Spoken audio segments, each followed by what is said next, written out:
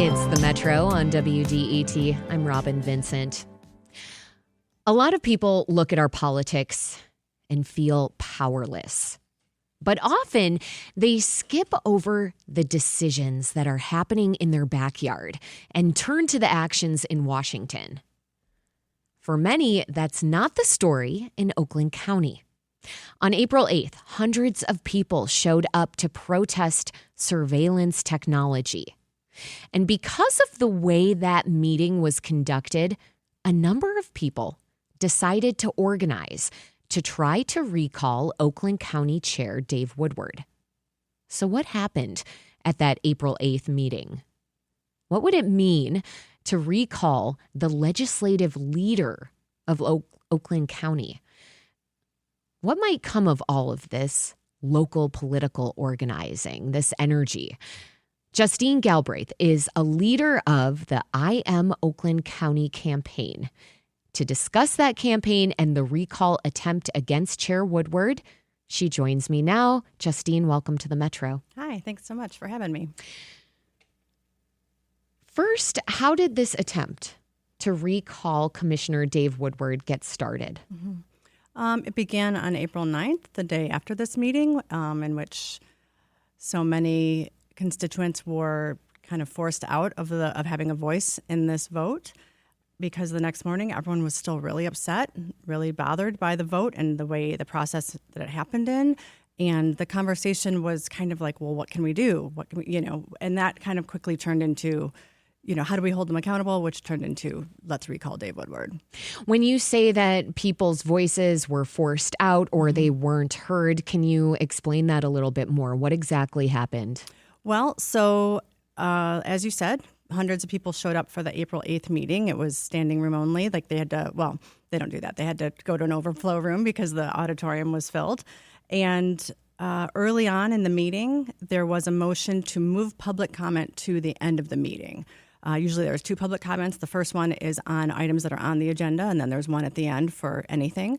And the one for items on the agenda was moved to the end and combined with the other one so that no one got to speak to the vote on the flock drones until the end, when the vote had already been taken and our voices didn't matter anymore.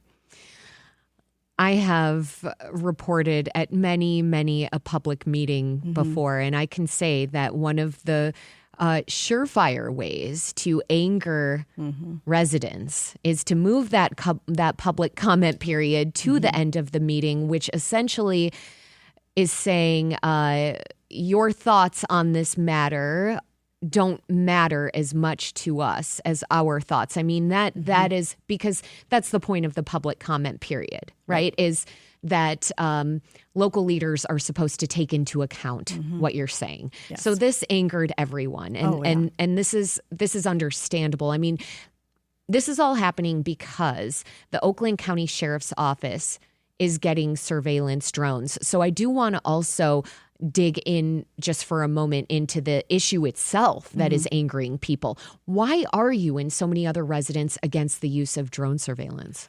Well, for me, it's less the use of drone surveillance, which I don't love, but we've actually had them in Oakland County for, I think, 4 years. They have to switch over to a new brand because of decisions the federal government has made. And so they're looking at who they will contract with to provide drones. Now, their question is out there if we should have them in the first place, but the issue that I had was with the company Flock. Flock is a known bad actor with a terrible record of data privacy and abuse of their technology. And when I read the contract the day before the meeting, it said that Flock owns all data that is collected and reserves the right to market it. So if you're wondering how they can offer us 9 months of free drone technology, it's because they would own our data, which is priceless. They can sell that data. It's not really free, right? So really the issue was the contract and the company itself. Okay, so for me.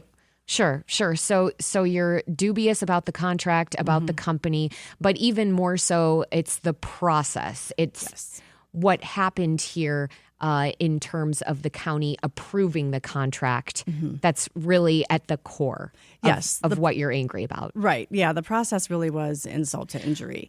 The ACLU sent a letter in advance of the meeting saying to vote no on this, and that letter was disregarded. And then Commissioner Charlie Cavell, after the public comment was moved, asked for a roll call vote. So we could see which commissioners voted to not hear from their constituents before the vote, and Dave Woodward would not allow that roll call vote. So we were silent, and we didn't find out who voted to silence us. I want to note that the Metro called and emailed Commissioner Dave Woodward. We invited him onto the show. He never responded to our requests. If you get enough signatures to recall Chair Woodward, that means that there would be a special election in November. Broadly speaking, beyond getting enough signatures for a recall, what are the goals of the I Am Oakland County campaign? Well, we want people to be listened to. We are tired of the kind of disrespectful and dismissive attitude that we get from the commission when we go to meetings. This has been happening for months. I feel like, and I think there's... What does that mean, if you don't mind me asking? Like, what does that look like, the disrespect? Great question. So I've been attending the meetings for a few months now and watching them online before that. And there's a separate kind of action that's been taking place called ICE out of Oakland County that has several requests of the county to support our immigrant neighbors who are affected by ICE. Families who have lost a breadwinner to detention, nutritional support for their children, no 287G contracts. Which is law enforcement working with ICE. With ICE, yep. Right. So some pretty basic asks, and the commission has done almost nothing on them. And when we go to speak about it, there's scoffing. I've actually seen Chair Woodward roll his eyes at one of his own constituents as she spoke during public comment. They closed a caucus meeting that we attended because we wanted to hear what was happening in caucus. It's just been, the treatment has been that constituents are an irritation rather than what they're there for to serve in the first place. And I think that was why you saw such a strong reaction on the 8th, because it was just another example of that, much more egregious one, in my opinion. This had been building, and people were already angry about their immigrant neighbors, and now this was a decision that they felt was going to affect even more people.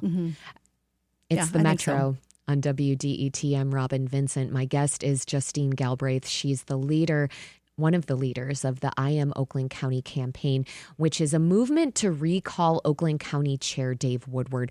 We're discussing why that campaign got started and its road ahead. I mean, a crucial question here is, are you prepared to put up a candidate, Justine, to run against Chair Woodward? Or would you consider doing that yourself, running against him if this recall attempt is successful? Great question. So I don't live in Chair Woodward's district, so I'm not eligible to run. But we do have several people, including one of our planners, who are considering stepping up to run. When we put out a sign-up form for our volunteers, we've asked, what district are you in, and are you considering running for office? And so we've got a number of people who are interested. And I think we're waiting to kind of get started and see how our signature collecting is going. And if it's looking like it's going to work out, then we're going to kind of have a process within and see who kind of rises as a leader, and then see who wants to step up to be on the ballot. Have you tried to speak with Chair Woodward since your attempt to recall him began? I have not, but we have two different people on our planning commission team who are in his district who have and have not really been successful.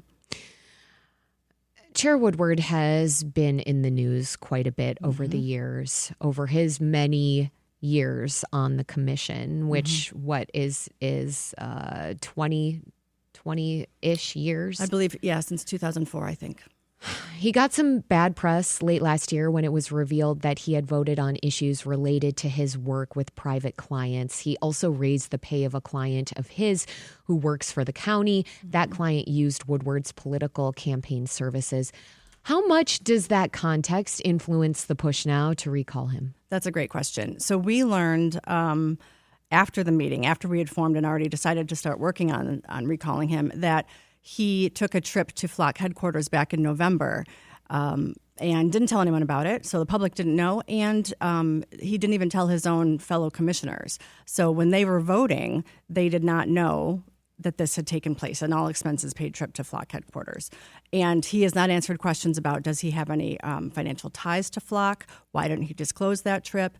And it feels very much like what happened in Royal Oak with the Sheetz vote.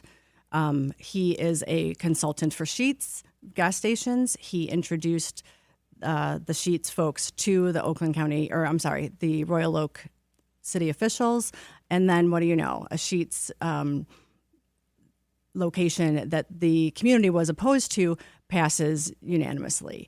And then people find out afterwards, oh, he's on the payroll of Sheetz. He's a consultant. So this is not the first time that this has happened. And it does add a layer of distrust.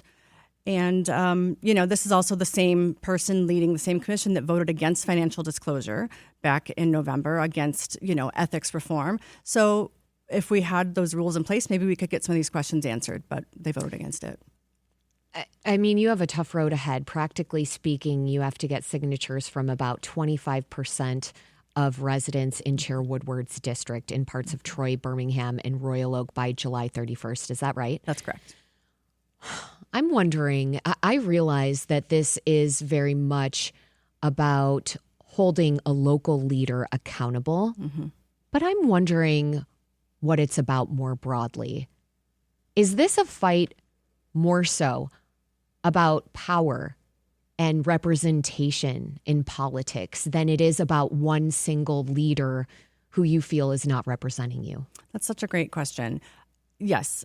So it is a really heavy lift to get 9,000 signatures in 60 days. They don't make it easy for the people to take power. But if we're not successful and if we don't get the signatures we need, or if we do and, Chair Woodward decides to run again and wins, if this ends with a more responsive commission that improves at engaging the public and listening to their constituents, that's a win too.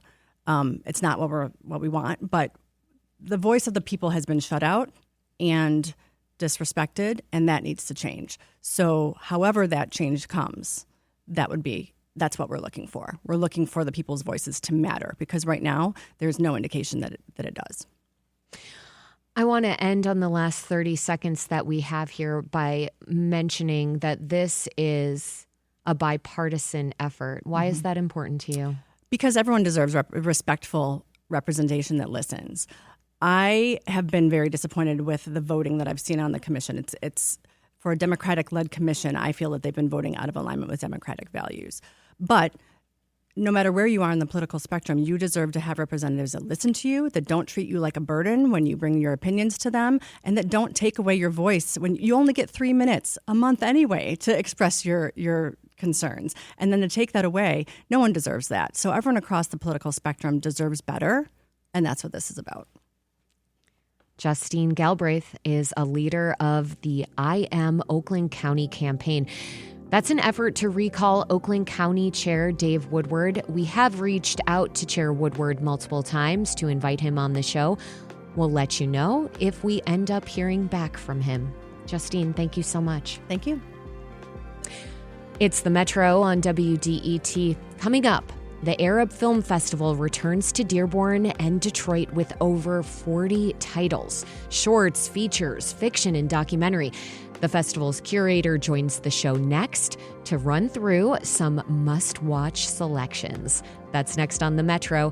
This is WDET-FM, Detroit Public Radio, your connection to news, music, and conversation.